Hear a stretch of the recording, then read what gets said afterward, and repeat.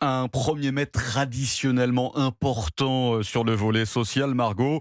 Et bien sûr, les syndicats se sont mobilisés hier et tout s'est à peu près déroulé dans le calme. Avec près de 300 cortèges partout en France, à la fois pour des hausses de salaire, mais aussi contre la remise en cause du caractère chômé et férié du 1er mai. Une journée marquée par une mobilisation moins importante qu'à l'accoutumée et avec moins d'incidents, Jean-Baptiste Marty, que les années précédentes. Oui, 158 000 manifestants partout en France selon le ministère de l'Intérieur, même si la CGT en revendique 300 000.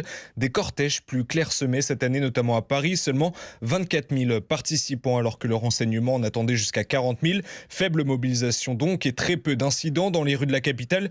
Une centaine de Black Blocs venus perturber le cortège a vite été encadré par les forces de l'ordre. Selon la préfecture de police, 7 personnes ont été interpellées à Paris. Une banque dégradée. Les casseurs qui n'ont pas pu s'en prendre au mobilier urbain grâce à la stratégie policière mise en place par le préfet de police. Le mot d'ordre était d'empêcher toute formation de groupes de Black Bloc. Ailleurs en France, scénario identique, peu d'incidents en province, 8 arrestations en tout, dont 4 à Lyon. Enfin, l'image hier, c'était à Amiens. Olivier Faure, le premier secrétaire du Parti socialiste, a été enfariné lors de la manifestation. Jean-Baptiste Marty du service police-justice d'Europe 1.